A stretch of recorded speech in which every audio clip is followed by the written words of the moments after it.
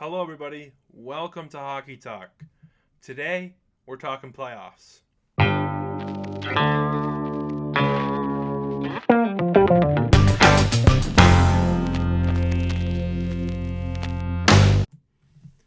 Hello, everybody. Welcome back to my YouTube channel. Thank you so much for watching. Today's video is going to be a playoff preview of the Flames and Stars series, which should be a good series. This is the second video I've done today. The first video was on the Avalanche and Predators playoff series preview, so you can check that out. It should be in the corner up around here. And let me know what you think of that video. And also, thank you again for watching. Make sure to like and subscribe so you can see more of the stuff that I make. So without further ado, we're looking at the Flames and Stars, which should be a pretty good matchup. We've got two pretty good teams. Obviously, the Flames won the Pacific Division as the best team in that division, obviously. And the Stars, they crept in on one of the last days of the season. So I think a lot of people think the Flames are going to win this series, but I do think this should be a better series than people are giving it credit for. So without further ado, let's look at by the numbers.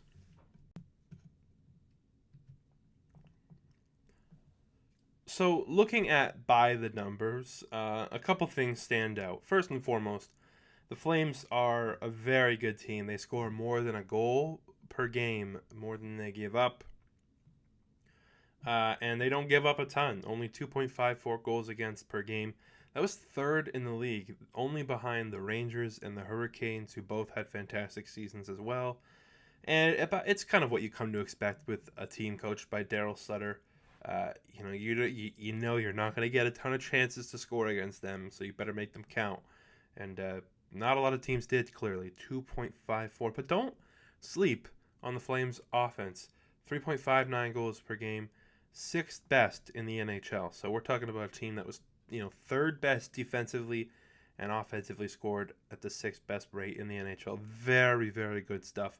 It's what made them so good all season long. And if you're looking at Dallas's numbers, that is not a typo. The Dallas Stars did give up more goals per game than they did score, which seems hard to believe. Of course, you got to remember that might just mean that the games they lost weren't particularly close and the games they won were. But they're the only playoff team to have a negative goal differential. So that is certainly something worth keeping an eye on. In terms of goals for per game, they are the 20th best team, 20th best in the league. I think they are second least among playoff teams. I think the only team behind them was the LA Kings, who I think scored 2.87 goals for per game. But they also gave up way less goals per game and did have a positive goal differential. Looking at power play, Calgary finished with the 10th best power play in the NHL. Right behind them was Dallas with the 11th. So I don't think there's a specifically large gap between these two teams. And penalty kill, that's where Calgary might have the leg up there as well. And head-to-head, Calgary won 2 of the 3 matchups. So just looking off rip at the numbers, it certainly seems like the advantage belongs to Calgary. Now looking at the goalie battle, again, it looks like Calgary has a very clear advantage here. Markstrom was definitely the better of the two goalies between him and Jake Oettinger for Dallas, who I think we can expect to be the starter at this point. I know the Stars also have Braden Holtby, who's been battling injuries. Oettinger was the guy that got him here. I would expect him to be the guy they roll with, at least to start. If Holtby is healthy, that might change things, but there's question marks about that. And, I think they'll probably roll with Oettinger to start. Markstrom was fantastic this season. The one concern that I would have with that is he has played a lot of games this year. As you can see, 37, 15, and 9. So that's a lot of hockey to be playing. And so I do kind of worry about, especially as we get deeper and deeper into the playoffs, if they can make a run, how much longevity Markstrom has. But he was fantastic all season. 2.22 goals against average, 922 save percentage, 15.26 goals saved above expected, and 9 shutouts. Was fantastic. Oettinger, he was probably about as average as you can get, which is pretty good for a rookie, 23 years old. Not a ton of NHL experience, and that includes the playoffs. He's basically got no playoff experience. A grand total of 37 minutes in the playoffs, which isn't to say that's bad, but Markstrom I think has 14 games under his belt, so it's a bit of a clear advantage there as well. Although that's, to be honest, not a ton of playoff experience for someone Markstrom's age. So he's going to build off that this postseason, though, I think. So again, I think the goalie advantage definitely belongs to Calgary. I think for the Stars, really all you're looking for is to make sure that Ottinger can keep you in a game and not lose you games, right? He's got to make the easy saves and maybe a couple timely saves. I don't think that the Stars are going to ask too much of him, and if they do, then I think he might find a couple problems presenting themselves. But this should be an interesting goalie battle to watch just because of that lack of experience. There's a time and a place to prove yourself, and if you're Jake Ottinger, this might be that time.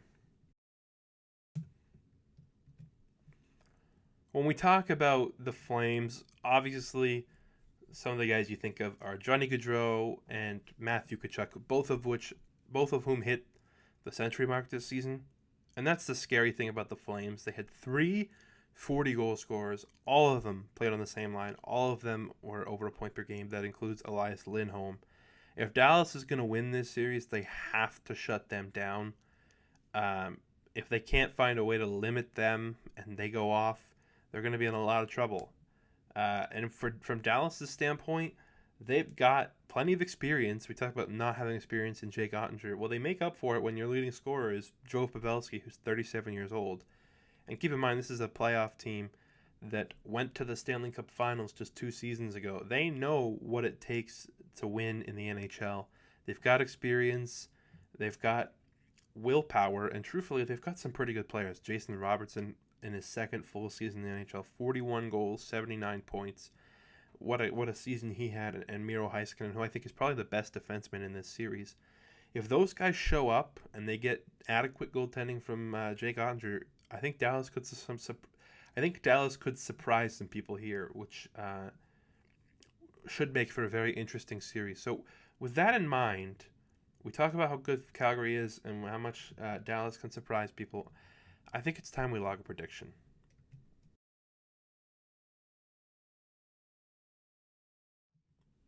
I think most people are sleeping on the Stars. The Stars are a very good team. I know they have a negative goal differential, but they've got some real firepower up front in Robertson and Pavelski. And like I said, I think they've got the best defenseman in the series in Miro Heiskanen. The question mark is in net, and obviously they're just up against what many people, including myself, think is a superior opponent in the Calgary Flames, who know how to score, they know how to defend, they're great at special teams, they've got a great goal. It really doesn't feel like there's many weaknesses with this team, but the Flames are another team that has had some good seasons in the past and just haven't been able to deliver on playoff success. And this is another year where that's a question mark. But Darryl Sutter is a 2-time Stanley Cup winning coach. He's pretty good at this whole coaching thing. I think he's got what it takes to lead this Calgary team to some real success.